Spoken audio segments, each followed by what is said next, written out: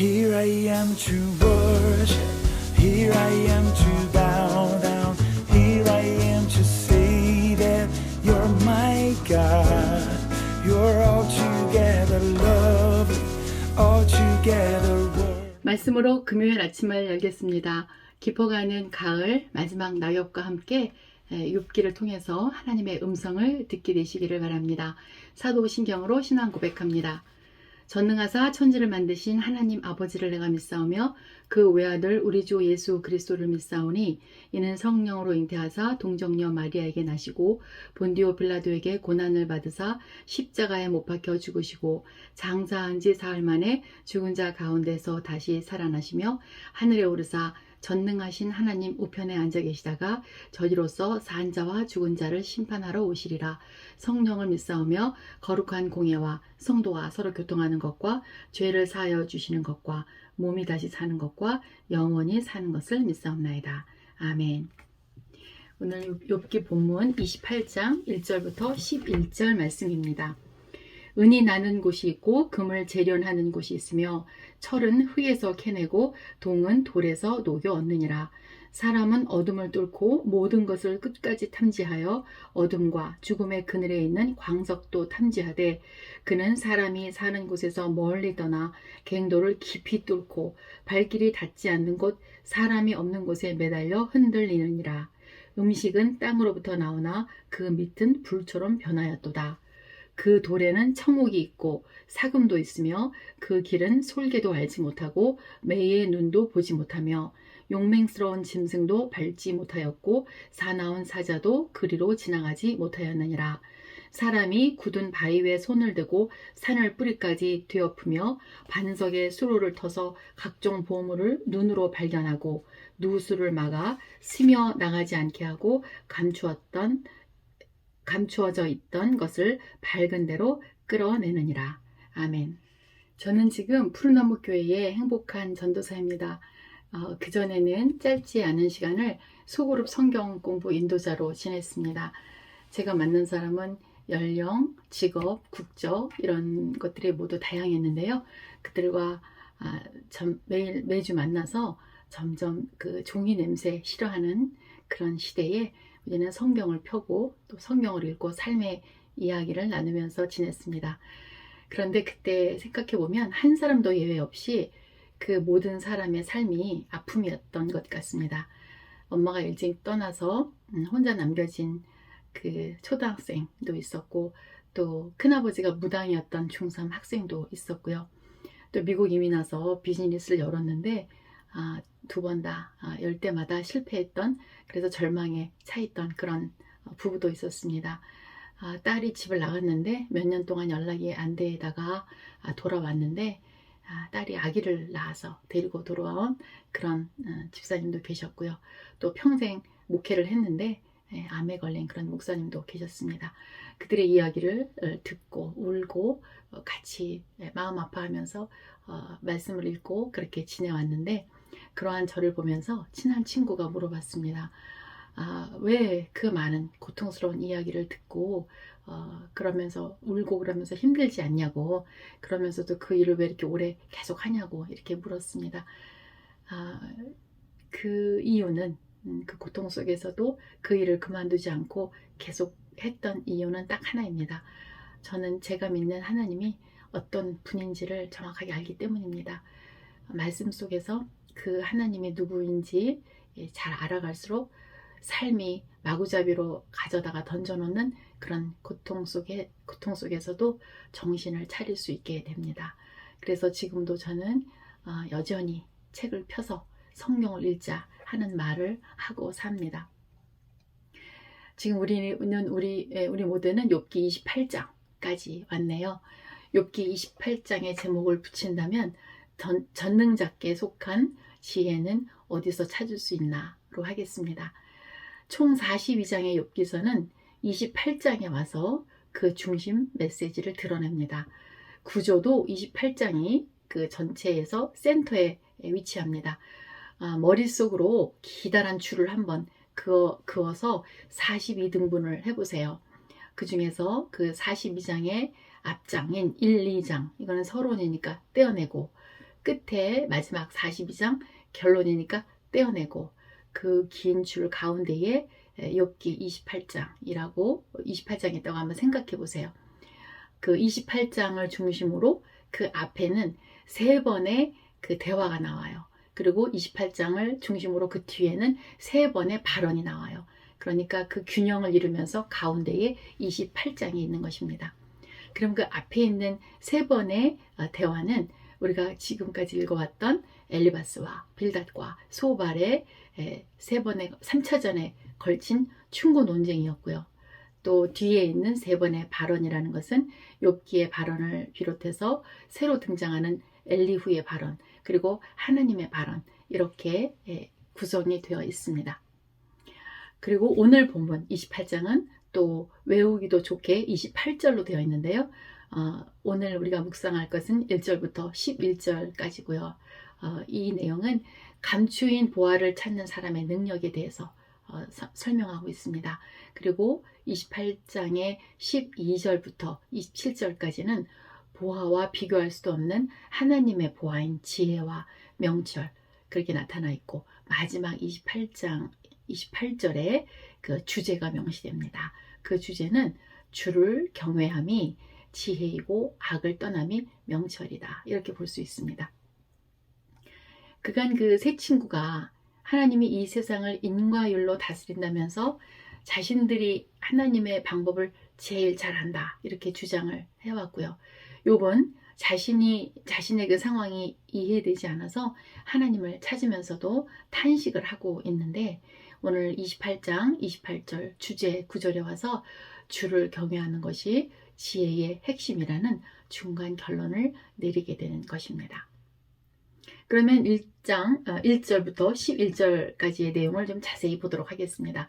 1절부터 4절까지는 그 땅속에 다양한 광물이 있는데, 그 중에서 고대 사회에서 가장 중요하게 여겼던 4가지의 광물, 즉 금, 은, 철, 동을 언급합니다.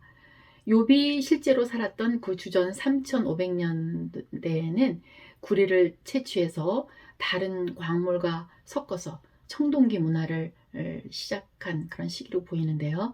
당시 인류가 이러한 광물들의 귀함도 알고 또 채취하는 그런 지식도 깨달아서 생명의 위협을 느끼는 그 위험한 곳까지 파고 들어가서 이런 것들을 캐어내었다는 이런 사실이 상당히 놀라움을 줍니다. 또 5, 6절에서는 그 사람과 짐승들의 식량인 온갖 채소와 곡식, 그리고 열매들이 생산해내는 그 땅의 지면과 달리 그 깊은 속으로 들어가면 뜨거운 불이 있고, 거기에 청옥이나 사금 같은 귀한 보석이 있다고 이렇게 말하고 있습니다. 우리 현대를 사는 우리는 그 불이 마그마인 것을 우리가 배워서 아는데요. 그 당시에 이런 지식이 있었다는 것도 놀라운 일인 것 같습니다. 또한 7절과 8절에는 그럼에도 불구하고 그 눈매가 매서운 매나 용감스러운 짐승이나 사자 등도 그 귀한 광물이 숨겨져 있는 곳을 가본 적이 없다. 그리고 8절과 11절에 가서는 그런 어떤 짐승들보다도 뛰어난 인간이 물이 메마른 바위와 산속의 뿌리까지 들어가서 수로를 내고 또 그것을 만들어서 물이 새지 않게 하면서 깊은 갱도 안에 들어가서 감추어져 있는 그런 온갖 보석을 밖으로 꺼내온다. 이렇게 설명을 하고 있습니다. 마치 그 지하자원 산업 설명을 듣고 있는 것 같은 기분이 듭니다. 여기서 욥은 왜 보화를 캐는 이야기를 하는 걸까요? 이 세 친구들이 열정적이고 계속해서 자기들의 주장을 하자 욥은 이 땅에 그 보이는 보화를 캐는 인간들의 관심과 열정을 빗대면서 그것보다 하나님을 아는 게 더 중요하다, 이것을 강조하고 있는 것입니다. 참으로 인간이 보이지 않는 땅 속에서 이런 광물을 캐내고 삶에 이용하면서 문화를 발전시켜 온 것이 참 놀라운데요. 이러한 인간의 능력이 점점 발전해서 지금은 현대에 와서는 정말 놀라울 정도로 달라졌죠. 그래서 전기차를 만들고 전기차 그 배터리에 들어가는 리튬이라는 광물을 찾아내고 또 노트북이나 핸드폰에 들어가는 필수 요소인 규소, 게르마늄 이런 것들을 찾아내서 반도체를 만들어서 혁신을 가져왔죠. 게다가 그 규소라고 불리우는 실리콘은 정말 이 지구상에 산소 다음으로 많답니다. 그래서 구하기도 쉽고 풍부해서 이런 사실을 그 찾아내서 이게 문명의 변화를 일으킨 게 참 놀라운 것 같은데요. 그래서 어떻게 보면은 반도체 이전의 시대를 그저 구석기 시대가 되어버린 것 같은 그런 느낌을 주는 그런 시대입니다. 근데 저는 이제 이렇게 광물 찾기에 열심인 사람들의 모습을 떠올리면서 28장 1절에 그 은이라는 말로 그 말로부터 깨달음을 얻었어요. 성경에 비유가 많잖아요. 그런데 그 많은 비유 중에 은을 하나님의 말씀에 비유한 설명이 있어서 함께 나누겠습니다. 시편 12편 6절에 보면 하나님의 말씀은 순결하여서 흙 도가니에 7번 단련한 은 같도다. 여호와여 그들을 지키사 이 세대로부터 영원까지 보존하시리로다. 이런 말씀이 있습니다. 은은 그 여호와의 말씀을 상징했는데 그 말씀이 흙 도가니에 7번 걸러낸 순은 같이 순결하다 이렇게 얘기하십니다. 제게 오늘 그 광물을 찾으려고 열중하는 사람들의 모습을 그 설명하는 본문이 그 은을 찾고 구하는 것처럼 말씀이 육신이 되어서 우리에게 오신 예수 그리스도를 구하라 이런 말씀으로 다가옵니다.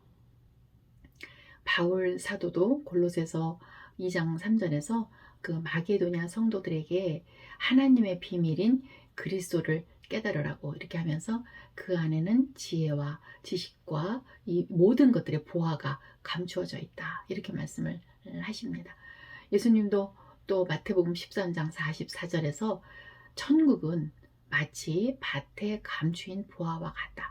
그래서 이거를 발견한 사람이 가서 이걸 숨겨두고 돌아가서 너무너무 기뻐하면서 그 자기의 소유를 다 팔아서 그 밭을 산다 이렇게 말씀하십니다.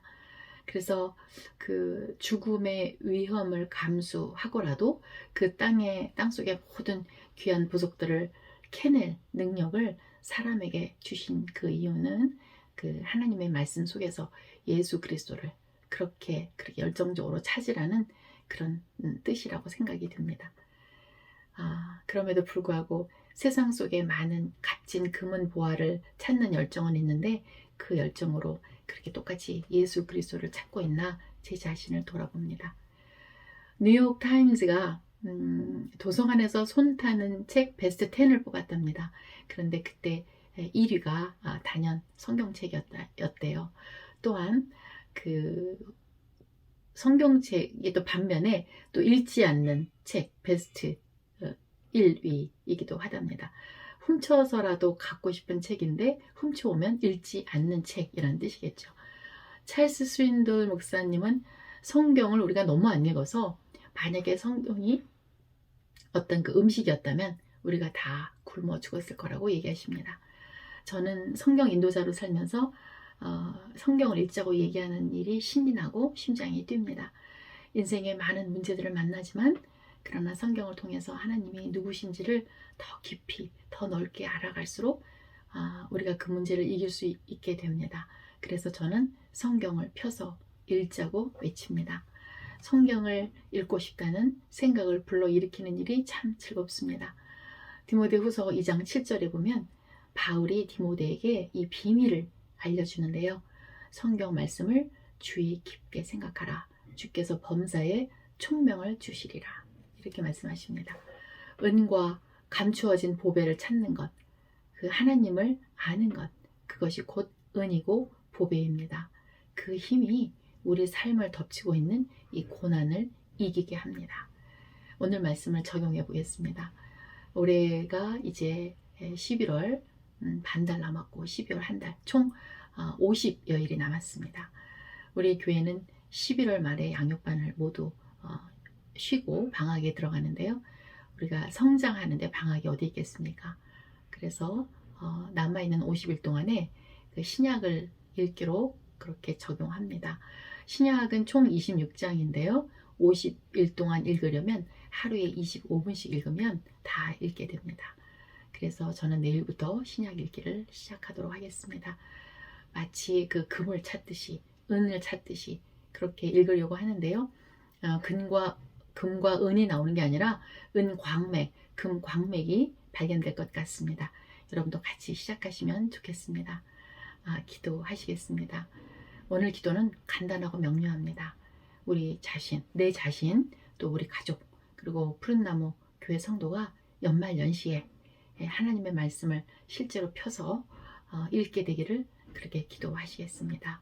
그래서 하나님의 지혜로 세상의 고난을 이기고 또 거뜬히 힘을 내고 성경의 방식대로 생각하는 그런 사람이 되기를 기도하시겠습니다. 기도하십니다.